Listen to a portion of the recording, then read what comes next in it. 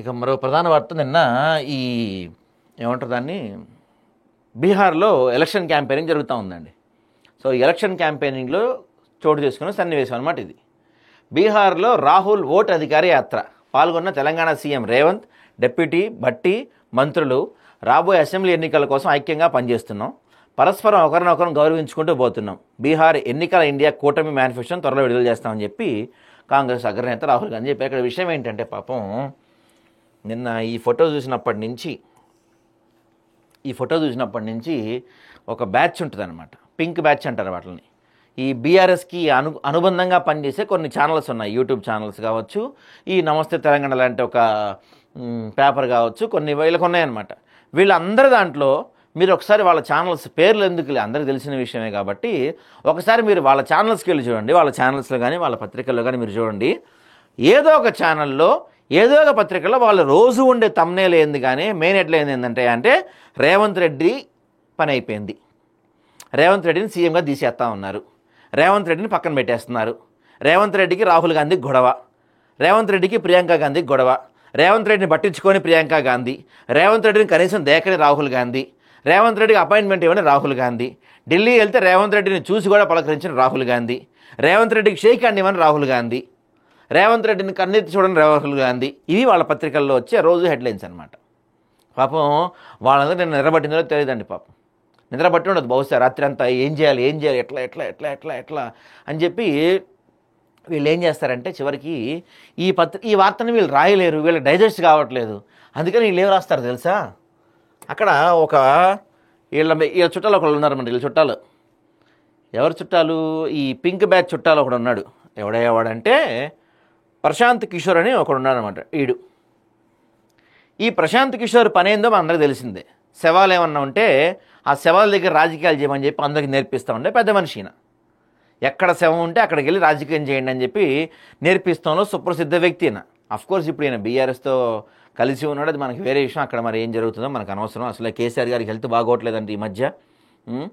తమిళనాడులో జయలలితకి slow poison ఇచ్చి మెల్లమెల్లగా జయలలిత హెల్త్ పాడైపోవటానికి శశికళ ఒక ఆమె పనిచేసింది. అట్లానే ఇక్కడ కేసీఆర్కి కూడా సంతోషరావు అట్లా చేస్తానని చెప్పి వాళ్ళ కుటుంబ సభ్యులే చెప్తా ఉన్నారు. రమ్యారావు గారు చెప్తా ఉన్నారు మొన్న.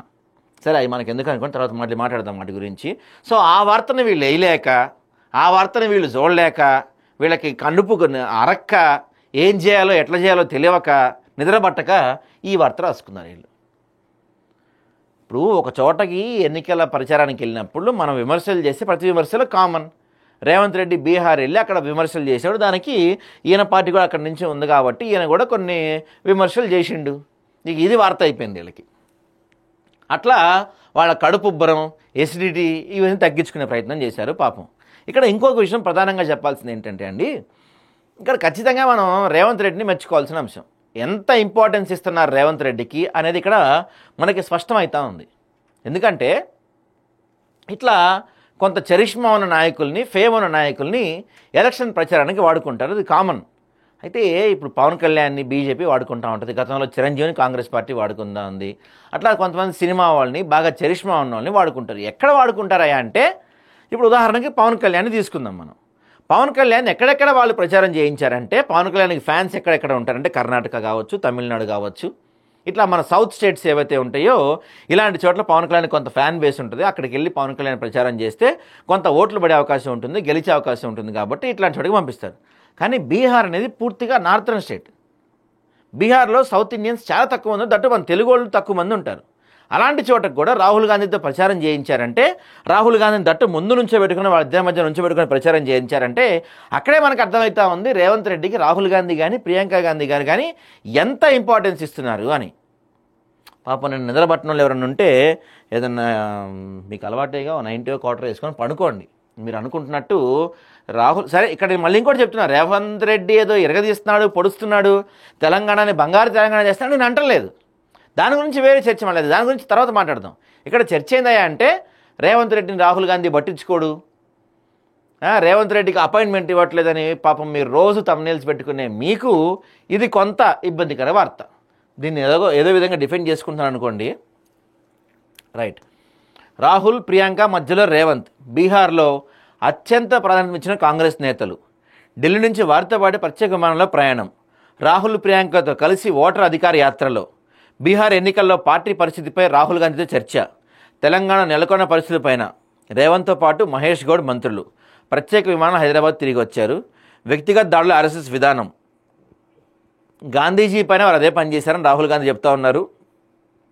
కుట్రతో ఓట్ల చోరీకి పాల్పడుతున్నారని ప్రియాంక గాంధీ గారు చెప్తున్నారు. ఇక్కడ విషయం ఏంటంటే, సరే ఇప్పుడు రేవంత్ రెడ్డి టాపిక్ అయిపోయింది. మనం ఈ అంశం గురించి మాట్లాడుకుంటే, ఫస్ట్ మీరు ఓట్ చోరీ అన్నారు. బీహార్లో ఓట్ చోరీ జరుగుతుంది, ఎస్ఐఆర్ సర్వే అనేది పెట్టి దానివల్ల 60 లక్షలు 80 లక్షల ఓట్లు తీసేశారు, ఓట్ చోరీ జరుగుతుంది అన్నారు మీరు. కానీ ఆ ఓట్ చోరీని మీరు ఇప్పుడు ఏమైపోయింది, ఓట్ అధికార యాత్ర అవుతుంది. ఓట్ చోరీ అని మీరే అంటున్నారు, ఓట్ అధికార యాత్రకి ఎలా మారిపోయింది? అసలు మీ స్టాండ్ ఏంటి? ఈ రోజుకి మీరు గాంధీ గారి పేరు చెప్పి ఓట్లు అడుగుతూ ఉన్నారు అక్కడికి వెళ్ళి. చూడండి, ఇప్పుడు అదే అంటున్నారు, గాంధీజీ పైన వాళ్ళు అదే పని చేశారని. ఈ రోజుకి మీరు రాహుల్ గాంధీ గారు కానీ కాంగ్రెస్ పార్టీ వాళ్ళు కావచ్చు, ఈ రోజుకి గాంధీ గారి పేరు చెప్పి ఓట్లు అడుగుతున్నారు మీరు, మహాత్మా గాంధీ గారి పేరు చెప్పి. ఇది కాదు విధానం. మీ పద్ధతి మార్చుకోవాలి. స్థానిక సంస్థలపై సొల్యూషన్, ఆ స్థానిక సంస్థలను మీరు గుర్తించగలగాలి, వాటిపై పోరాటం చేయగలగాలి. ఇంకా మీరు గాంధీజీ గారి పేరు చెప్పు, ఇంకేవో పేర్లు చెప్పి మా తాతలు అట్లా, మా అమ్మమ్మ ఇట్లా, వీటితో మీకు ఓట్లు పడవు. తర్వాత ఓటు చోరీ అన్నారు, అది ఓటు అధికారంగా ఎలా మారిపోయింది? ఒక క్లారిటీ ఉన్నట్లే మీరు చేసేదానిపైన. బీహార్లో మరి ఎంతవరకు గెలుస్తారనేది నాకైతే డౌట్గానే కనపడతా ఉంది. ఇంకోటి, మళ్ళీ రేవంత్ రెడ్డి ఫ్యాన్స్ ఫీల్ అవుతారో తెలియదు కానీ, రేవంత్ రెడ్డి ప్రచారం గెలించోట ఎక్కడ కూడా కాంగ్రెస్ పార్టీ గెలవలేదంట ఇంతవరకు. ఢిల్లీకి ప్రచారం గెలవడానికి ఢిల్లీలో మొత్తం కాంగ్రెస్ పార్టీకి 0 సీట్లు వచ్చినాయి, క్లీన్ స్వీప్ ఓడిపోయింది కదా. మరి ఇక్కడ కూడా ఏం జరిగిద్దాం అని చెప్పి అంటున్నారు. చూద్దాం మరి దాని గురించి మనం. ఇక ఓటర్ అధికార యాత్రలో పాల్గొనేందుకు వెళ్లిన తెలంగాణ సీఎం రేవంత్ రెడ్డికి ఏఐసీసీ అగ్రనేతలు రాహుల్ గాంధీ, ప్రియాంక గాంధీ అత్యంత ప్రాధాన్యత ఇచ్చారు.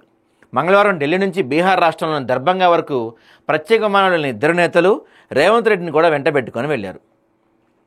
ఓటర్ అధికార యాత్రలో కూడా రాహుల్, ప్రియాంకతో పాటే ప్రత్యేక వాహనంలో ముఖ్యమంత్రి పాల్గొన్నారు. తనకు ఇరువైపులా రాహుల్, ప్రియాంకతో ఆ యాత్రలో రేవంత్ ప్రత్యేక ఆకర్షణగా నిలిచారు. కాగా ప్రత్యేక విమానంలో ప్రయాణిస్తున్నప్పుడు రేవంత్తో బీహార్ ఎన్నికలు, తెలంగాణ రాష్ట్రంలో రాజకీయ పరిస్థితులపై రాహుల్ గాంధీ ముచ్చటించారు. ఇవన్నీ ఎవరు చెప్పారు వీళ్ళకి ఫ్లైట్లో జరిగిన విషయాలు అని డౌట్ మీకు రావచ్చు. ఎవరో చెప్పుంటారు. ఫ్లైట్లో ఏం మాట్లాడారు, ఎవరితో మాట్లాడారు, ఎంతసేపు మాట్లాడారు, ఏ అంశం గురించి మాట్లాడారు, ఇట్లాంటివన్నీ ఎలా తెలుస్తాయండి? నాకు డౌట్ ఎప్పటి నుంచో. వీళ్ళు రాశారు కదా, ఎట్లా తెలిసినాయి ఇలాంటి అన్ని అంశాలు? ఎవరైనా చెప్తారా పేపర్కి, లేకపోతే అట్లా రాయమని ఎవరైనా చెప్తారా? ఈ సందర్భంగా ఇచ్చిన హామీ మేరకు బీసీలకు 42% రిజర్వేషన్ కల్పించే అంశం ఎంతవరకు వచ్చిందో ఆరా తీశారు. దీనిపై మంత్రుల కమిటీ నియామకం, న్యాయ నిపుణుల సూచన మేరకు ముందుకెళ్లాలని టీపీసీసీ రాజకీయ వ్యవహారాల కమిటీలో నిర్ణయం తీసుకున్న విషయాన్ని రాహుల్కు సీఎం వివరించారు.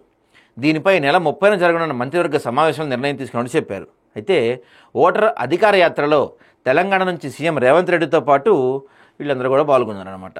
సో ఈ సందర్భంగా మళ్ళీ ఇంకో స్పెషల్ ఫ్లైట్ వేసుకొని హైదరాబాద్ వచ్చారు వీళ్ళంతా.